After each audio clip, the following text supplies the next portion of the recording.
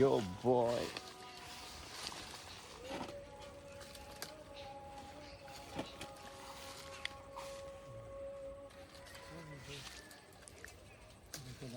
So এই guys, আজকে একটা নতুন ব্লগ নিয়ে আজকে অ্যাকচুয়ালি আমি আমার পাড়াটাকে একটু এক্সপ্লেন করবো বলতে পারো।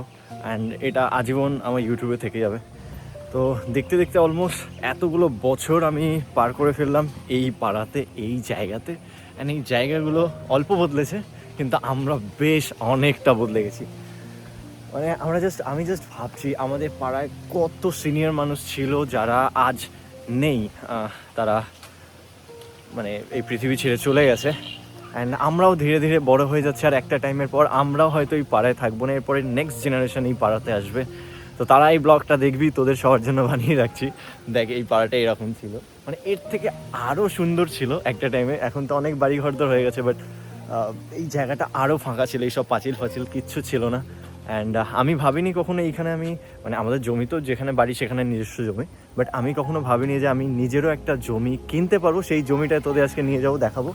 আর এই জায়গাটা দেখে রাখো, তোমরা সবাইও দেখো যে এখানে আমার ছোটোবেলা পুরোটা কেটেছে।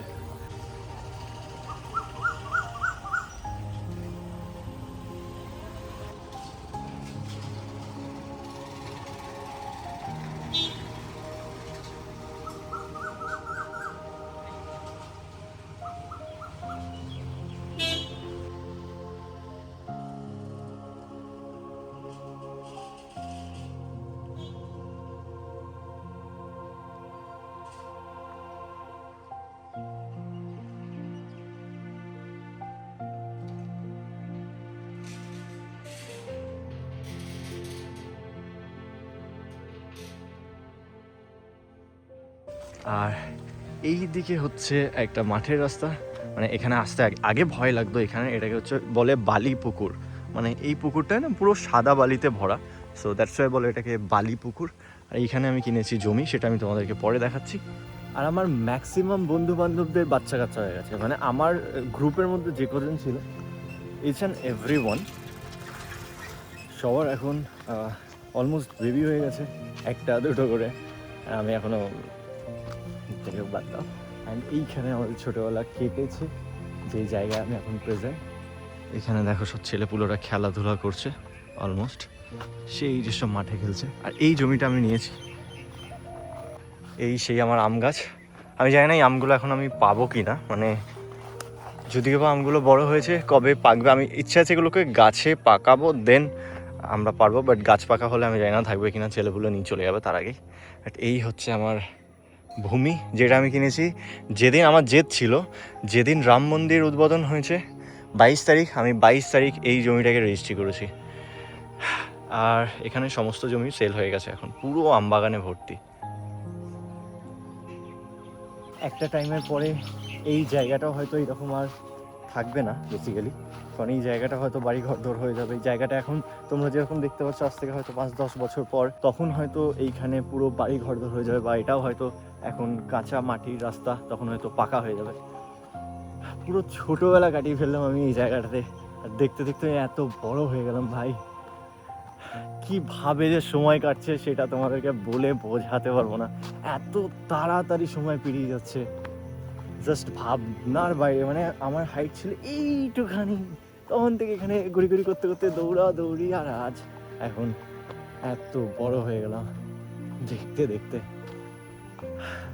তোমাদের মনে হয় না কখনো যে হঠাৎ করে যেন সময়টা পার হয়ে যাচ্ছে? আজ হয়তো আমরা এটা ভাবছি, একটা টাইমের পর গিয়ে হয়তো এর থেকে আরও বেশি এজ, হয়তো কি এরপর হয়তো আরও বেশি এজ হয়ে যাবে, আমাদের আরও বেশি বয়স হয়ে যাবে।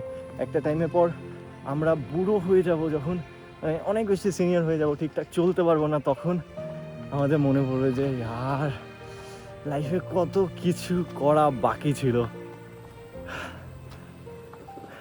এইখানে বেসিক্যালি মানুষজন আগে পয়সা দিত, আমরা নিয়ে কত কিছু খেয়েছি। মানে তখন অত বোধশোধ ছিল না, আমরা এখান থেকে পয়সা তুলে তুলে শিবরাত্রির টাইমে বা কোনো পুজো হলে মানুষজন এখানে 1 টাকা 2 টাকা করে দিত। আর আমরা এই পাড়ায় যত ছেলেপুলে থাকতো, আমরা সব এইখানে প্রেজেন্ট থাকতাম শিবরাত্রির দিন, বা যখনই কোনো পুজো হতো আমরা এখানে থাকতাম। আমাদের জন্মের আগে থেকে অলমোস্ট 80-90 বছরেরও বেশি এই জায়গাটা।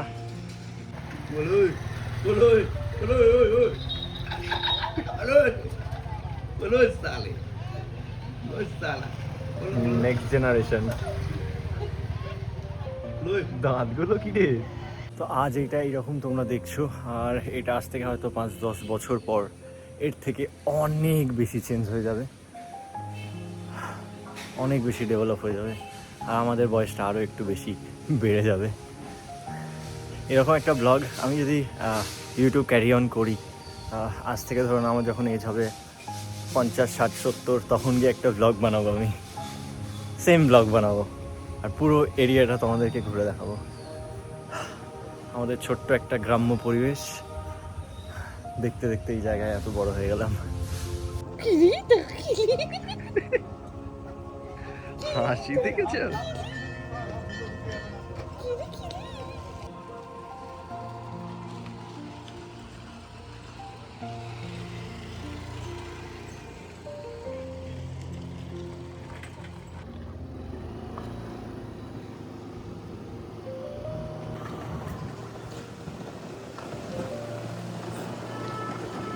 সেই লেভেলে ঝড় উঠে গেছে ইতিমধ্যে।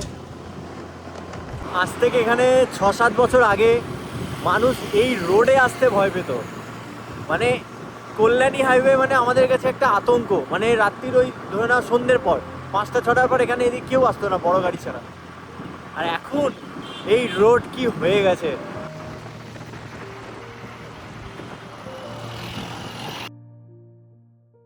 তো এখন আমি যাচ্ছি আমার যেই জমিটা আছে সেই জমির আম গাছগুলো, যেটা তোমরা একটু আগে দেখলে, সেই আম গাছের আম পাড়তে।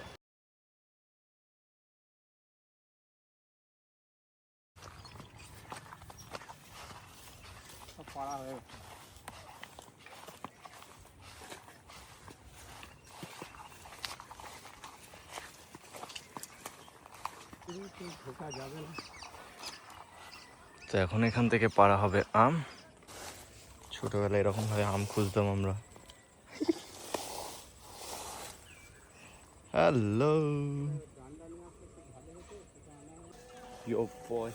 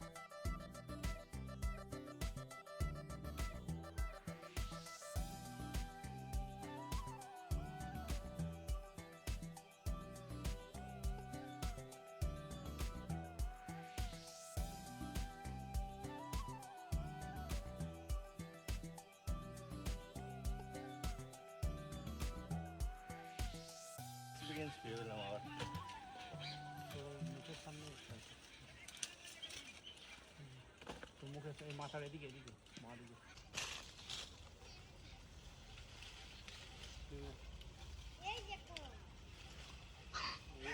হাত দিয়ে পাওয়া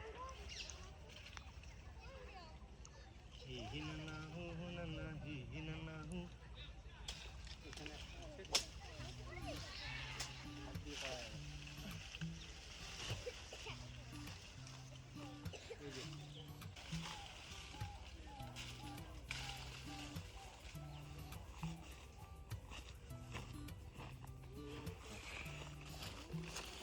এইটুকুনি আছে, অলমোস্ট এক ব্যাগের কাছাকাছি আম। ইউ বয়, অনেকদিন পর এত ঘাম ঝরছে আমার বডি দিয়ে। এই গাছে শুধুমাত্র একটা গাম নয় আম, একটাই আম রেখে যাচ্ছি, যদি পাকে তো ঠিক আছে, না পেলে আর কোনো ব্যাপার নয়, আসছে বছর আবার হবে। ওই যে